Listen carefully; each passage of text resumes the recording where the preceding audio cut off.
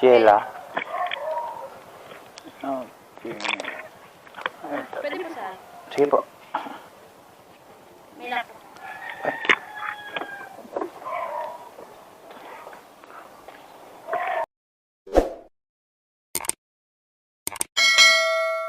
Pinasukan agad ako ng booking at pupuntahan na natin mga kabady. Sheila po.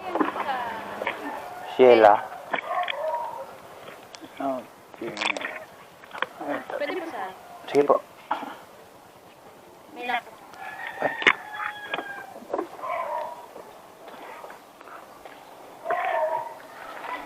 Ayun.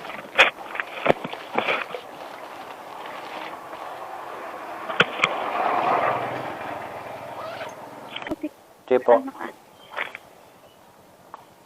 Okay na po. Okay na po. Yes po. Ma'am, papasok na kayo, ma'am. Yes po. Ano ulit trabaho nyo doon? Yun? Software engineer po. Engineer. Bakit ang ano niyo kuya helmet niya? Kuya Mike. Opo, para hindi naman sila naboring yung mga pasahero, nakakausap ko para kung may tinanong, masagot agad na maayos, hindi lang oo ng oo. Minsan kasi pagka hindi rin marinig. Alam ng yung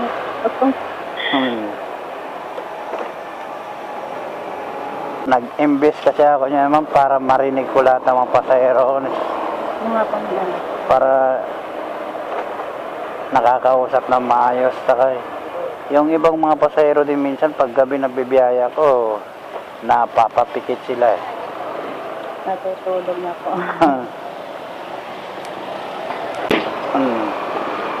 Engineer. Ano yun, ma'am? Civil engineer? Hindi po. Software po. Bali, IT. Ay, IT. Opo. Hindi magaling din kayo kumuha ng kanyan, ma'am. Mga platform. Hindi naman po sa. Bali, kakastart ko lang po mag-2 years. Sige, ano to eh?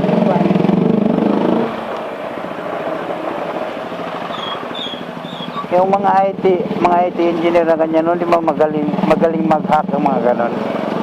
Depende po. Yung hacking po kasi hindi nandito sa So kahit hindi naman sa IT student, basta po mahilig sa computer, pwede po pala.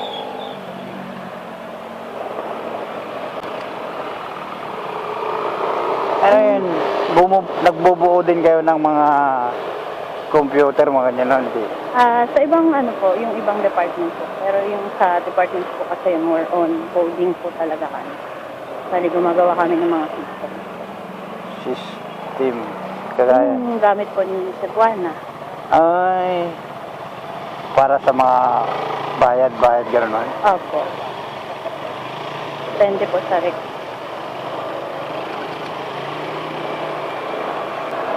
Pero pag ganyan mga system ba, di ba para magkapareho sila sa mga call center, meron din ganyan ah? Hindi naman po. Bali sa call center po kasi more on client base po kasi sila eh. Sa amin po kasi talagang yung kaharap namin, yung codes po eh. Kami po yung mismo gumagawa ng system na ginagamit. Pero ang client po namin ngayon, yung mismong sa Cebuana branches po. Sila yung gumagamit ng hindi po yung mismong kliyente ni Cebuana. So, personal lang din po yung gumagamit. Yung gumagawa ganyan ng system, matatalino kasi gumagawa din sila mga system kagaya ng mga dating app, sa mga labas, mga ganyan. Opo. Pero hindi po ako magaling. Kasi marami pong magaling. Nag-uumpisa pa lang po na Siyempre, dahan-dahanin lang yan para matuto. 2 taon pa lang po. 2 taon. Pero okay naman yung bigayan yung pag ganyan eh. Opo, kumpara po dun sa ibang company. Kaya hindi po makaano. Siyempre, sayang din ang trabaho pag umalis. Nandiyan ka na, ba't ka paalis mga ganyan? Kaya nga, maganda din po kasi marami. Kaya parang yun din yung pinupunan. Mahirap po kasi humanap ng work from home po kasi ako eh. Tapos madalang kami mag-on-site po. Kali isang hanggang 2 beses lang po sa isang buwan. Pero yun na yung office nyo sa Juan, Jupiter. Oh. Main office po ng ano yun, mga developers. Pero iba pa po yung main office kasi sa Juan namin. Mm. Pero Makati din po. Doon lang sa malapit sa barangay ng Makati ay municipal hall. Sa Valenzuela. Valenzuela yung malapit sa Makati City Hall eh. Doon po sila pa. Hindi, pag ganyan by department kayo, meron na rin ganyan. Promotion. Opo. Bali, may mga napopromote naman na po sa akin. Nakaraan. Pero yung mga matatagal na po.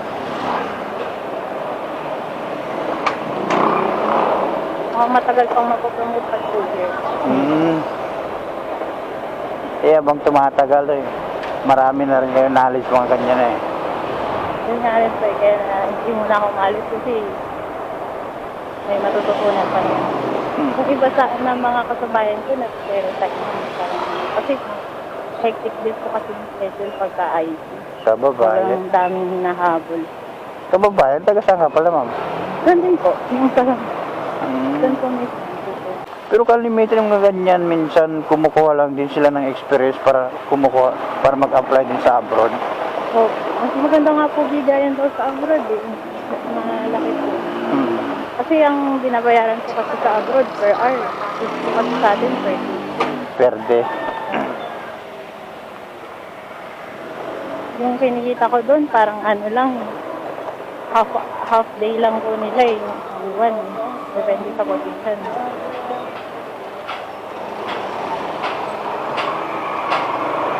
Hindi abot din ang mga sahod nyo dito, mga 40k, 50k, mga ganon. Ay, wala pa po ako 40. Pag nag-OT yun, maabot ko ng ganun sa isang buwan. Pero pag normal lang po, hindi po. Eh, mostly naman po dito, pag sa IT po, hindi talaga may iwasang OT. Oo. Kasi madalas yung galaw sa gabi po talaga kasi walang gumagamit na customer. Hindi parang call center na rin, parang may call center din yung Cebuana. Hindi rin. Hindi po. Kasi sa call center, ang duty po nila may graveyard. Pero yung sa amin kasi dire-diretso po eh. Halimbawa yung sa akin po, alas 9 ang pasok hanggang alas 6. Tapos ang OT, depende sa akin kung hanggang anong oras ako mag-OT. Minsan naabot ako ng alas 2. So, diretso po. Hindi kagaya sa call center, meron pa rin po silang Ay. Baga parang regular working hours plus OT po. Di araw-araw din kayo nag-joyride? Hindi naman po. Kasi po isa hanggang 2 beses lang po kami nag-on-site eh. Mostly Work from home po talaga. work from home talaga. Pagod sa trabaho, pagod ka sa biyahe. Okay. Pero pag sa bahay po, mas pagod sa trabaho kasi sa bahay lang po. Yeah. Yun po yung kagandahan sa work from home. Oo, Nakakatipid po sa pamilya. hawak oras. Hindi rin. Pambayad na lang po ng internet. So may ibang department po kami na everyday sila on-site. Madalas OT din. Hindi, magkano rin bigayan nyo pag overtime nyo sa isang oras niya? Sa isang oras po, mag 100 plus, 150 plus. Okay na rin yan. Per hour po. Sa abroad talaga, malaki yun. Pero balang araw may plano ka rin mag-abroad na mo. Meron. Tayong opportunity. Kung maghaharap ka ng opportunity, pero kung wala, okay kang naman dito. Oo, magtyaga na. Eh sabi nila, magtyaga na lang eh. Pag wala talaga opportunity, dito na lang talaga sa Pilipinas. Dito pa pamilya eh. Ang kagandahan lang po kasi sa mga developers or engineers, pag nag-abroad po sila, pwede sila mag-apply ng trabaho na pero na hindi na po mag-aaral. Pag iba po kasi like civil engineer, yung mga may license po, minsan kailangan pa po nila mag-exam doon sa para ma-license sila dito. Pero dapat po, skill kapag pag nag-abroad. Di karamihan naman ganyan ginagawa lahat ng mga kagaya mga construction, mga civil engineer, tsaka mechanical engineer. Experience lang naman kinukuha nila sa isang taon eh. Tapos nag-abroad na sila. Dami pong ganun, kaya kasi sobrang ganda po ng bigayan po. Yung mga magandang trabaho po. Para yung mga license. Ay, so ibig sabihin wala pa kayong license yan, ma'am? Hindi po nagla-license ang software engineer. Software engineer, bakit? Ano po kasi sa IT lang po talaga. Bali, ang kinukuha lang is yung civil service exam. Tapos, EIT exam, yung mga certification po. Kasi skills po talaga kailangan sa IT skills. Katunayan na may skill at knowledge sa yung ganito. Pa naman po akong certificate. Fresh grad po kasi ako nung pumasok ako. Fresh grad. Yung IT, ilang taon bubunuin mo yung pag-aaral niyan? 4 na taon po. Pero ang course po, computer engineer, ay computer science. Hindi IT. Magkaiba din ba?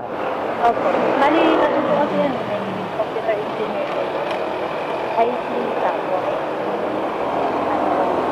security din po. Yun yung mga hacking. Pero hindi tinuturo sa kanila yung hacking. Ang tinuturo po yung pag-protect din para hindi ma-hack.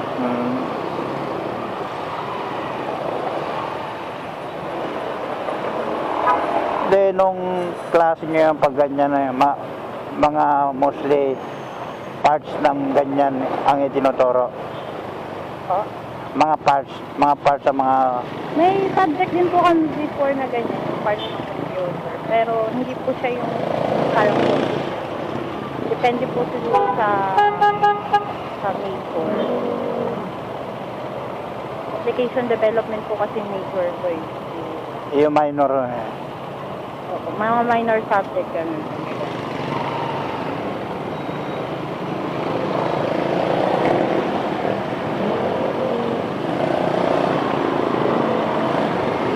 Sa TCU po kasi hindi gan marami yung teacher ng computer science at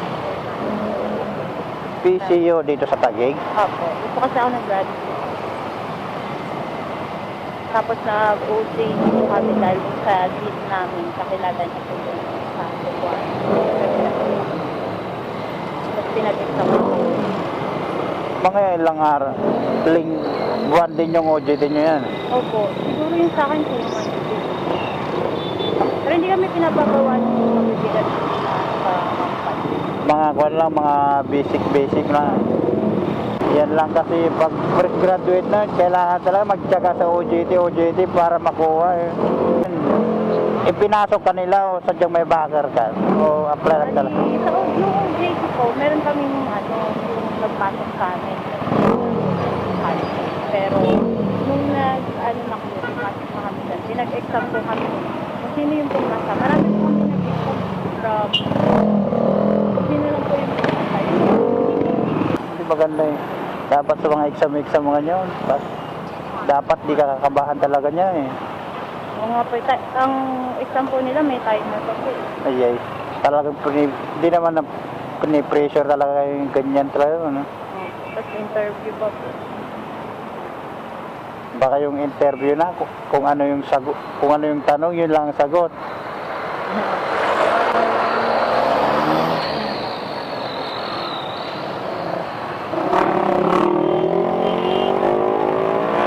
Sa kanya no, may team leader din kayo ma. Meron po. Nagmamonitor po sa part. Hindi naka-enkwentro ka rin sa parts ng kanya, mga team leader. Akala mo makasa, parang amo. Hindi Hindi na. naman po. Mabait po kasi yung team leader namin eh. Tapos ako lang po yung kasi yung babae sa team namin. Ay, ikaw lang na iba. Puro lalaki pala kasama mo. Opo. Hmm. Pero yung mga ka-schoolmate ko po sa ibang department, nakilala ko po. Baka mga ka-age ko lang po na Kahit mahirap, basta masaya. Work lang po. Papagaan ng trabaho kasi sa bahay. Sa bahay. Sa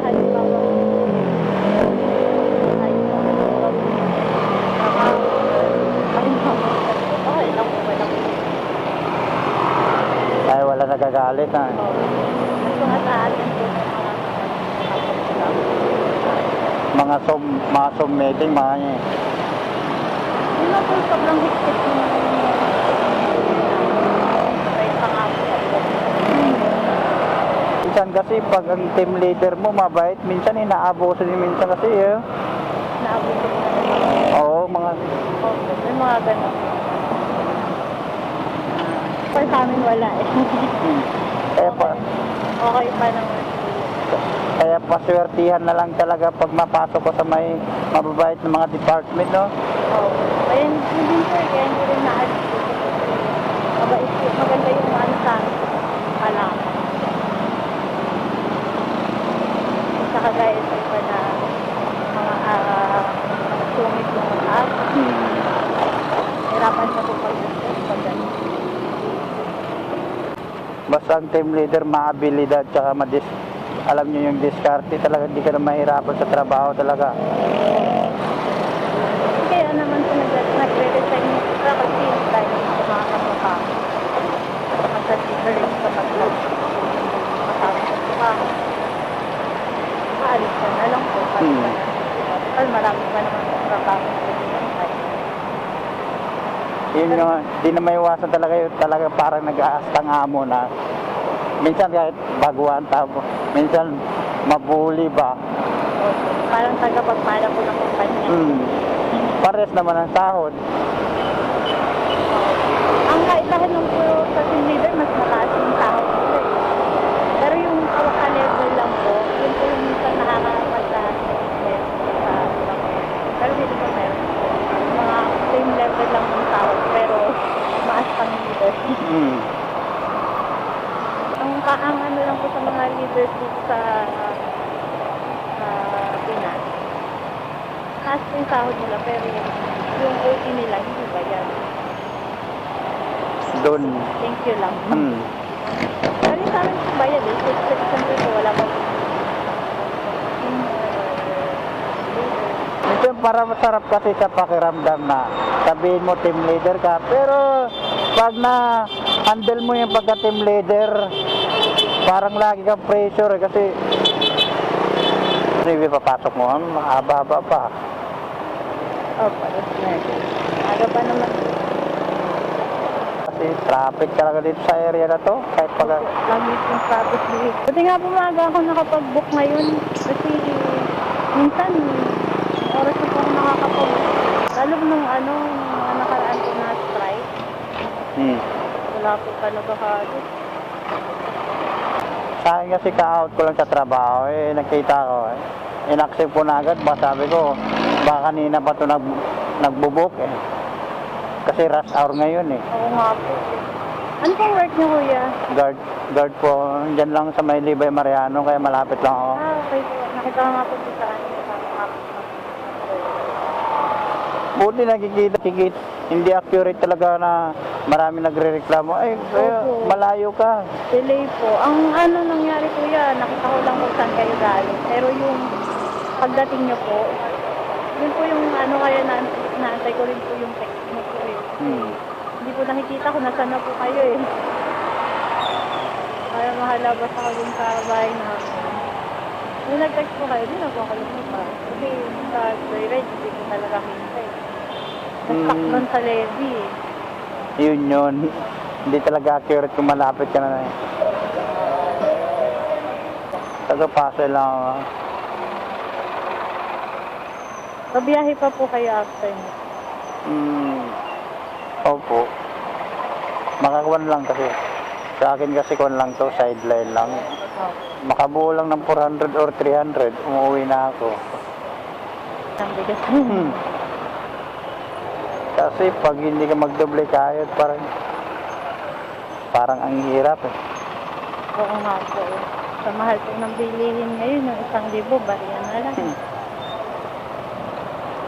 Taip Manalo, Opo. diyan ka na rin lumaki. Opo. Bali yung compound po na nilabasan po ng mga kamag-anak. Kabisado kasi yung Ip Manalo na yan eh.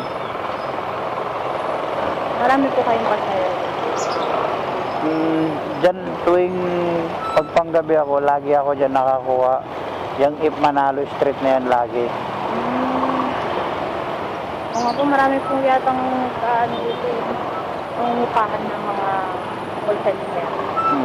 Tinatanong ko kung lagi sila nagjo-joyride kasi para hindi na sila mahirapan. Investment po. Pero matagal na po ito sa inyo. Noong 2021, March, Sulit na rin po yung 10K. 10K po ba man? mahigit. Itong sinusuot ko, 10K lang. Sulit din po ba? Ilan taon na din po. So sir, magagamit na po ng ilan taon. Kuwan lang nga itong binili ko, yung mumurahin. Pero yung branded talaga na mas malinaw pa yung na maririnig mo talaga na maayos yung salita niya pasahero eh. Ito po ba hindi masyado? Minsan nawawala. Kasi, ang signal po ba? Signal ba siya? Basta nag-connect na siya, nakakonect na siya dito sa kabilaan, naririnig ng maayos eh. Ganda po. Dito ko sa Cebuana. Opo. Pero hindi pa ako dyan nagtatrabaho dun sa taas. Sa office. Bangko po kasi yan.